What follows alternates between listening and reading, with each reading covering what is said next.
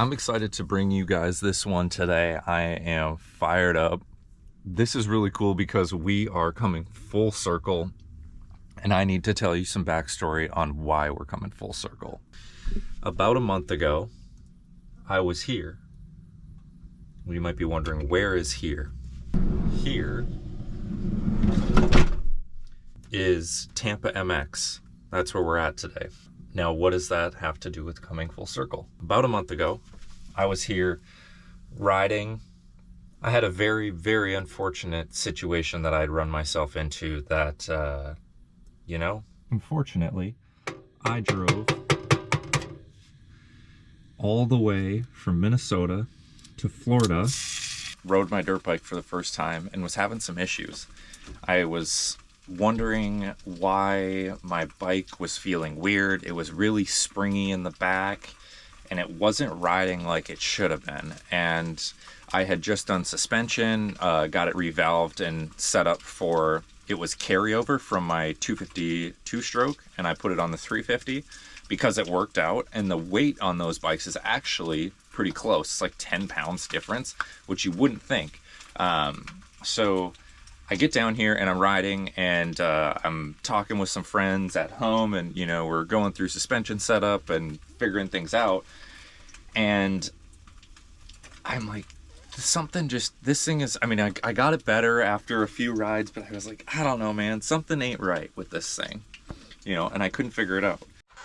Then after a little bit of investigation, I'm looking at the rear shock and where it mounts, and I'm like, the linkage is rubbing on the bottom of the shock. Why is that? Well, turns out I drove all the way to Florida and then found out after riding 3 or 4 times that I put the wrong shock in my dirt bike. I had my suspension done. I had 2 bikes worth of suspension done. I had one for my 21 300 and then my 350. And the 21 has black A-kit forks, and my 23 has silver forks. I thought that the shock bodies, one was black and one was silver. In my head, I went black shock, black forks, silver shock, silver forks. Turns out I was wrong, and I realized that when I was down here at Tampa MX riding that, oh no, I have the wrong shock in my bike. So I immediately stopped riding and was like, all right, I need to get this fixed before I do anything, right? So I scrambled to find somebody that would bring my shock down. Thankfully, there's a good man by the name of Mike Rapp who works at Larson Cycle, which is where I bought my 350, so shout out to Larson Cycle. He was coming down for the Daytona Supercross and was like, if you can get me the shock before I leave tomorrow at noon, I'll bring it with me. And it was like, okay. So the race was on. Thankfully, I have good people at home that helped me out and were able to drive the shock from my house an hour north to his to Larson Cycle so that he could put it in his rig and bring it down with me. So he brought me the shock, and I got that all fine and dandy. And after putting it in, the bike handled way better once the new shock was in. Much better. So now we come full circle. We are back at Tampa MX today, and I have 2 things. The first thing was the first time I was here, I didn't get any GoPro videos because I was so focused on the suspension and then realizing it was wrong that I just was like, I need to get a GoPro, and then I forgot to because I got sidetracked and it was like, crap. So we're back. We're going to get GoPros today, which is sick. And the other cool part is that now that the bike is set up, I've actually ridden a bunch, right? And now we're doing dirt bike lifestyle vlogs. We are giving you the rundown here on Tampa, and I'm super stoked because this is going to be really fun. We've got the bike back, and I rode earlier last month with it, and knew how it felt then, and now my skills are coming back to me, like I said, and I'm just getting more fluent on the bike and feeling much better. So it's cool that now we're back and we're going through this lifestyle vlog today, and it's gonna be sick, dude. We're gonna have a great time. Now that we're here, we've got set up. It's 8:30 a.m. I got here early this morning. I drove about an hour to get here. And in classic fashion, we're making some eggs and a bagel so that we can fuel up and be ready for the day.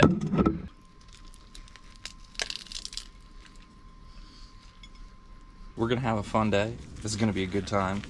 But the first thing I gotta start with is an air filter change.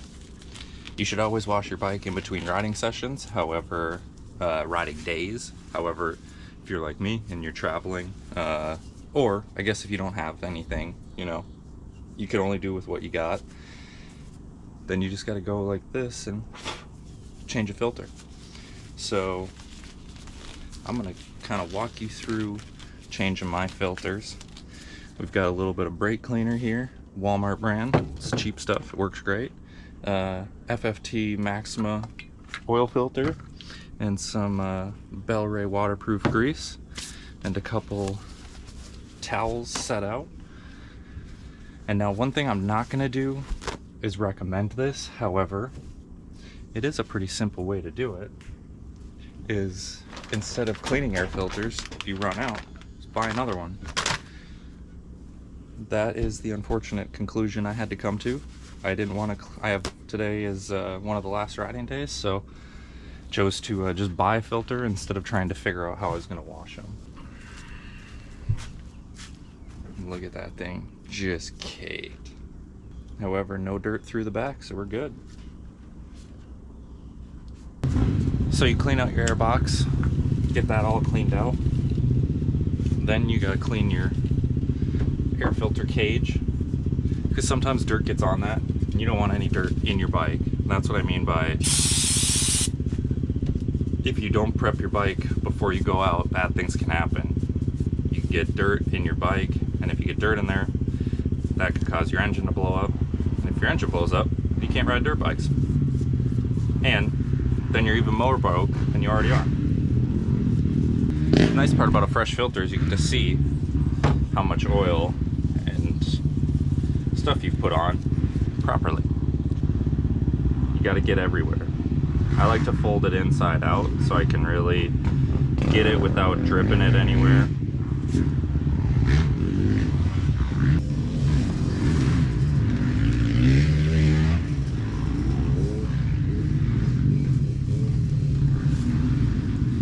Just like that. Now we have a clean filter. And we're ready to go for the day.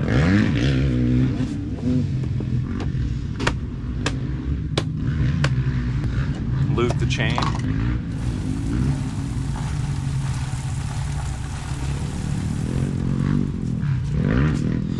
Good to go. Now we'll start it.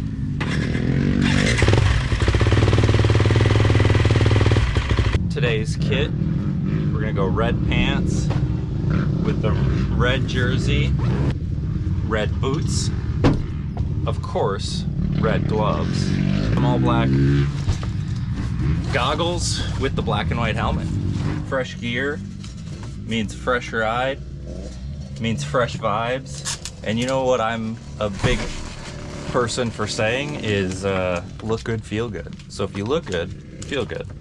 And today we are dripped in red.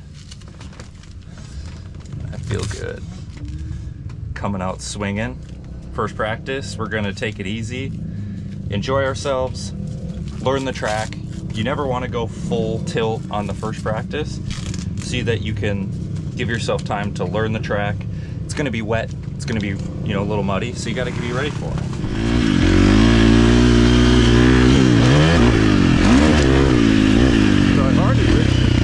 But not with this jump.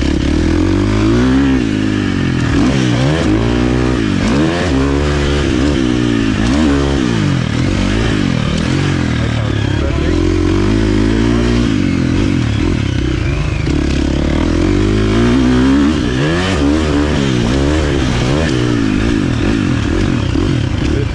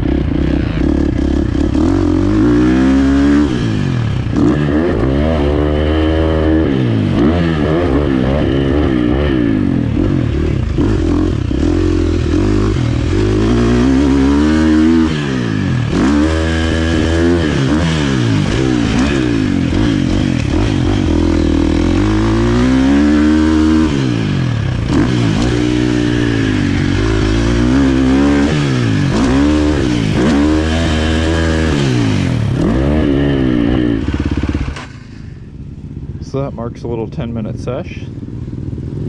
First one of the day.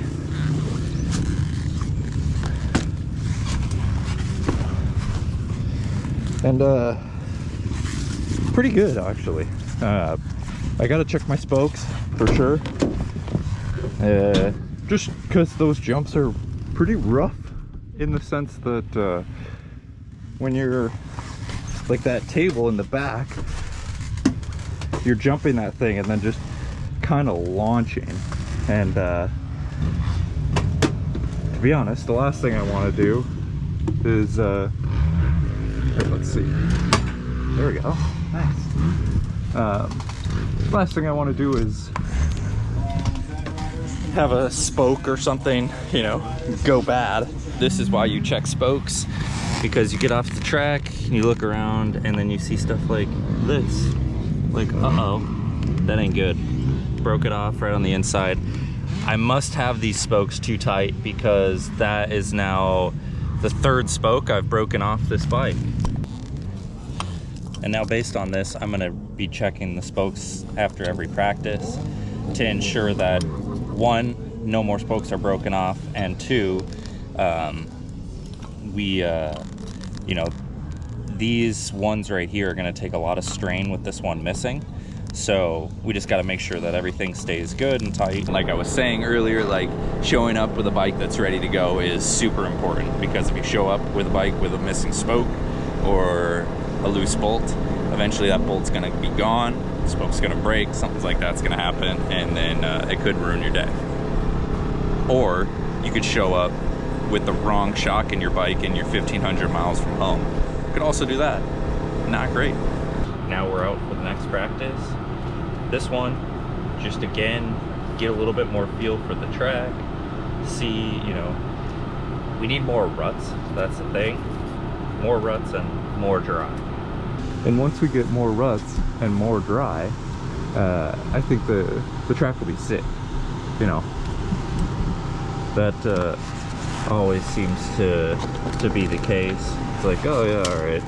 Now that it's wet, it's a little bit better. Or dry, I should say, sorry. So yeah, so we'll go out and get a little bit more feel for it. Ride out the track.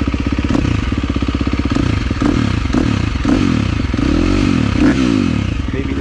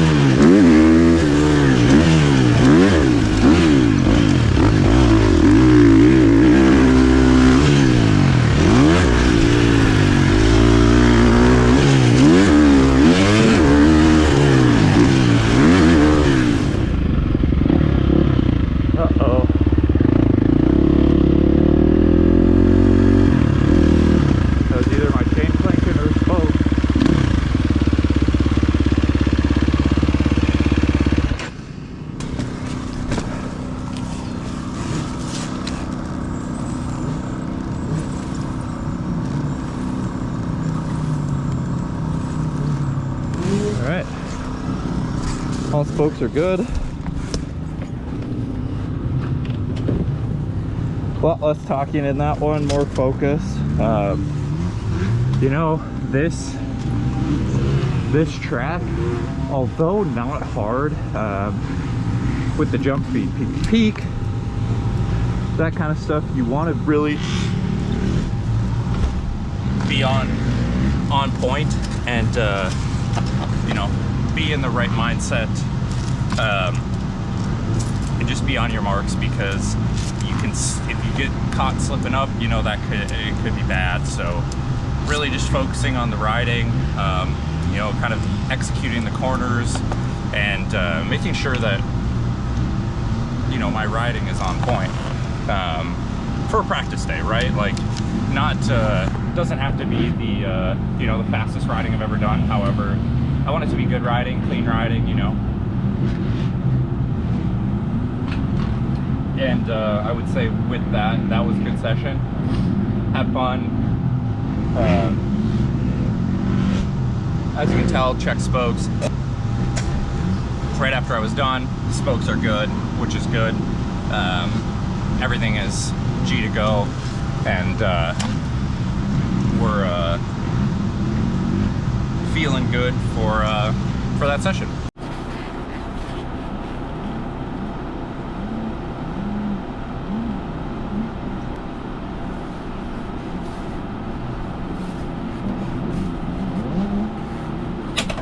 Now check the spokes on the rear, because obviously this one broke, and earlier in the year I was at Sandbox, which is an indoor arena that's about an hour from my house in Minnesota, and I went through 3 or 4 spokes because I broke the nipples off.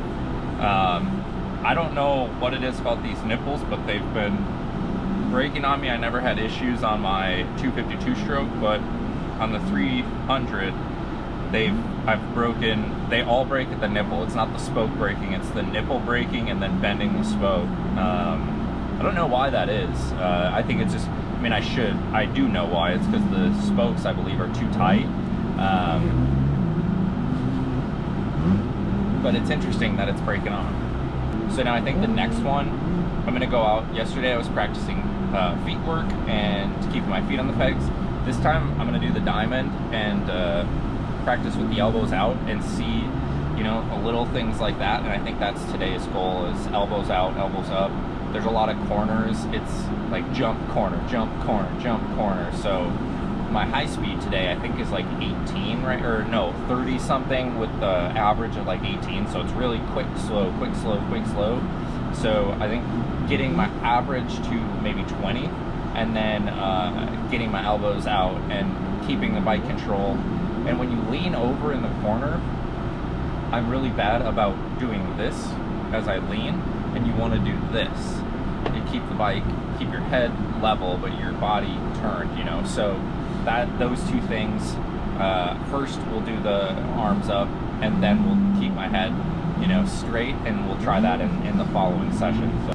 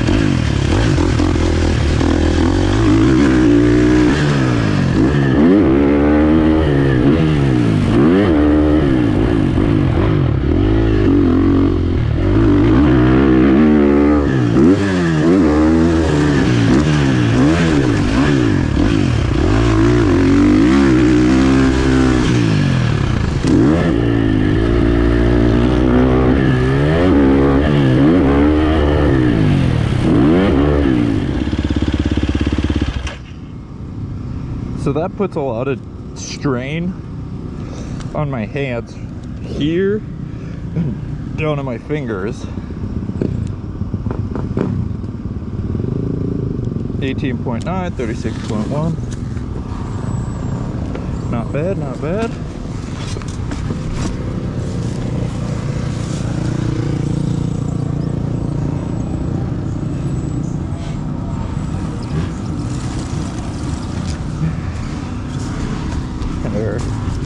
Having a little bit more fun just with it, throwing some whips and doing, you know, whatever, having a good time. And that's, you know, part of why I'm down here is, and I shouldn't even say part of why, you know, a lot of why riding dirt bikes is so much fun is because it's fun, right? Like, or I should say, part of why riding dirt bikes are so addicting is because it's so much fun. And stuff like that, throwing some little whips, getting over all the jumps easy, having a good time, and flowing with the track makes a huge difference. You get to just really enjoy the track and, you know, take it in for what you're getting. And so that one was a good one. I had a good time throwing it around, you know, getting a little stylish and enjoying myself. So trying that hand technique puts some more strain right in here. And those muscles, because you're gripping, I think, a little bit differently. I noticed that it's, for me, pulling my fingers back in when my hand is like this, like a grip is straight and you're trying to grip it like this, it makes it hard. Like it makes sense to keep your hands up, but like you're gripping the bars differently. Like when you're gripping like this, you're gripping something straight sideways, and that is hard. Your hands aren't used to that. Your hands are used to gripping it straight like it would be. I mean, fundamentally it makes it straighter, like, you know, with your hands straight, like it makes more sense. It keeps your elbows up, but it puts strain on the muscles in different spots that they're not used to. So it's interesting, you know. Is it a bad thing? No. Is it something I should practice? For sure, because that'll help me, you know, keeping my elbows up and, you know, being in that attack position and head over. I think little by little you develop this stuff and building those muscles up. Given, I should add a caveat to that I'm saying this stuff while also coming off of a ride day yesterday where I woke up this morning sore. Yesterday beat me up.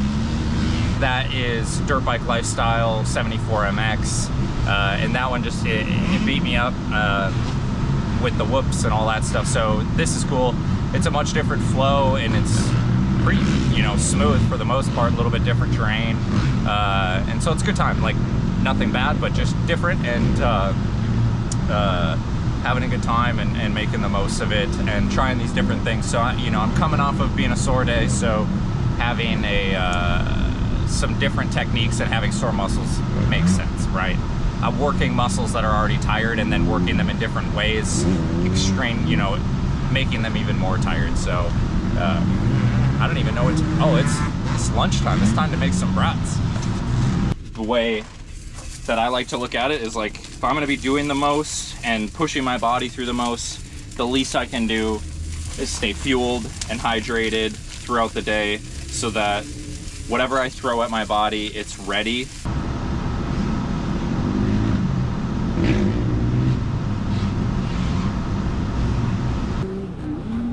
It's actually sunny out there now. So I say we go, we'll add a little bit of you know what? Nah. Can't add blue to a kit that's all red. We'll just go with the black and reds from yesterday.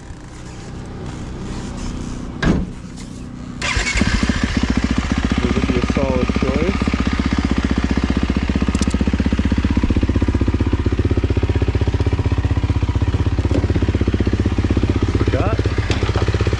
Gotta.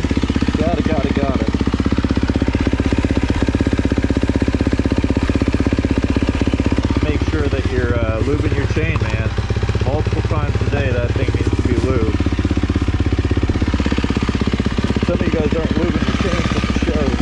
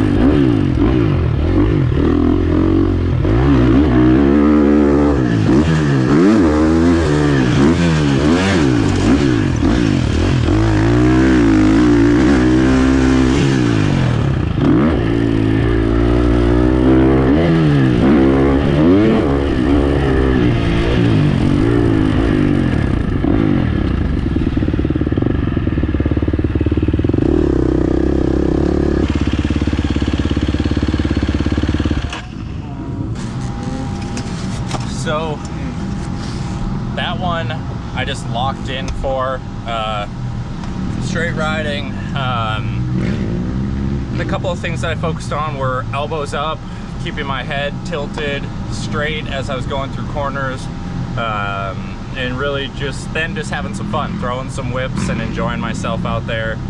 It's a good time. The track's pretty good actually, and surprised that like the jumps are freaking big here, man. They're you know, they're not small jumps by any means, so it's fun to get some hang time. And then we were obviously messing around with the cameramen, giving them some look backs and stuff, some cool stuff, you know. We got some interesting news. So that was the last practice actually. That one was a good one. It was fun to just go out there, kind of lock in for the last sesh and throw some whips and have a good time. And then of course I come back and you know, each practice I was making sure to check my spokes and everything like that, and I come back and find second one of the day. I broke 2 today. Both of them busted in the exact same spot, literally the exact same spot. Spoke broke, bent, and turned these into junk, which is not sick. But it's the last sesh of the day, and so that marks a good day of riding. Besides busting the 2 spokes today was sick, and it was a great way to end off my Florida trip. This is the last day that I'll be riding. Next weekend I'm headed back to Minnesota, and the saddest thing ever is that it was 60s, 70s in Minnesota the whole time I was gone, and today it's snowing, and it's gonna be 30s the whole week, and when I get back it's gonna be cold, so kind of tough, but a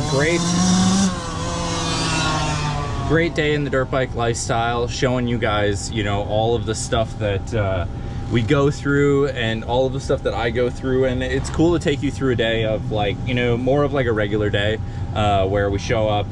Normally I don't do a little bit of bike work in the morning. I come prepared, but today we had a little bit of regular, a little bit of different, and provided you guys with a bunch of knowledge on little stuff to try. So if you take this video and use it, practice those arms up, that diamond thing, you can try that and just see what you think. It's for sure a different kind of riding than I'm used to, that's for sure. And like I was saying, it affects my body differently. So just take some of this stuff and see, you know, apply it to your riding and see if it helps you, and see what, you know, what do you get out of it. So with that, we're gonna wrap this day up. We're gonna clean up the van and get to showering. We might we're gonna take you along with the cleanup just because we had a little bit of a shorter day. We'll show you the cleanup. This pack will be a little bit different because I'm gonna pack this stuff like I'm going home, because from here out I won't be taking the dirt bike out, I won't be taking the mountain bike out. So we'll pack it, clean it a little bit more, and then pack it all up, and then we'll head to the gym and get in the shower. When I'm cleaning up and taking gear off for the day, I always hang my stuff up. That's why when you see my van, there's stuff hung up everywhere. For instance, knee braces. Literally, these things are wet right now, and if you put it back in your bag, it's gonna absolutely smell so bad. They're horrible. So I'll take a bungee cord, I got an open spot, and hang them up, and then chest protector. Because I wear it directly on my chest, this thing also gets sweaty and dirty. And the cool part is I built this cage on the van so that I could do exactly this. Hang this up. So Chest Pro is hung up. My helmet, which it's been sitting for a bit now, so it's dry. What I have done in the past is hung the helmet, just like flapped this over and then left it open. So these Bell helmets. This is vented on the front and back, and then if I leave it open, it's got a bunch of airflow. But then I also hung it up so that it would be out of the way. If I was at home, I would hang my gear up on my hanger, but because I'm gonna be transporting back home, I don't want this stuff hanging in the way, and it's really not that sweaty. It was pretty cool today. It's sunny, but it's breezy, so this stuff isn't that wet. So what we're gonna do is just shove it up under here. Next thing I always do is let the air out of my forks before I drive home. We don't want any air in there.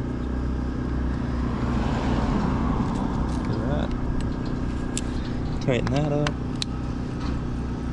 Let's see if we can.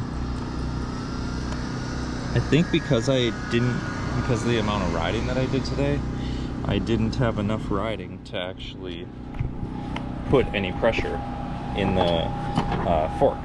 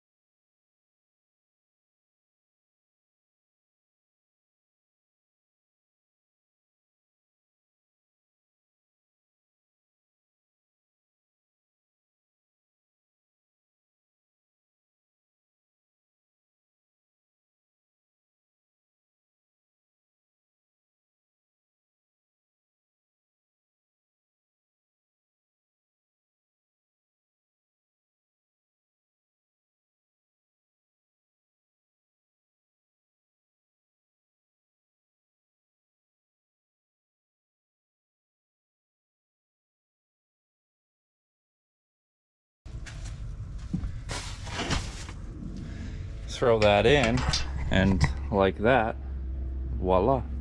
So quick rundown, we've got gas cans over here with my ramp strapped in, got the easy up strapped down, bike strapped into the side, all of my oils, boots, behind there's table, merch. In the back we've got a spare wheel, tire stand, gear bag. This is the diesel heater that I had ordered delivered down here. The bad one is in there, the good one's in the van. Generator, stand for the side, bike, grill, helmets hanging, chest pro hanging. This is for mountain biking, some display shirts, and knee braces. And just like that, everything is locked and loaded. We're good to go. So with that, I'm not even sure I announced it, but today's dirt bike lifestyle vlog from Tampa MX is officially done. I got mosquitoes and no CMs biting me. It started out the day like that, and we're gonna end the day like that. Overall, it's been a good one. We're cleaned up, ready to go, and ready to make our way back to Minnesota here next weekend. So thanks for tapping into this dirt bike lifestyle vlog, and we will see you guys in the next one back in Minnesota, baby. Let's go. Peace out.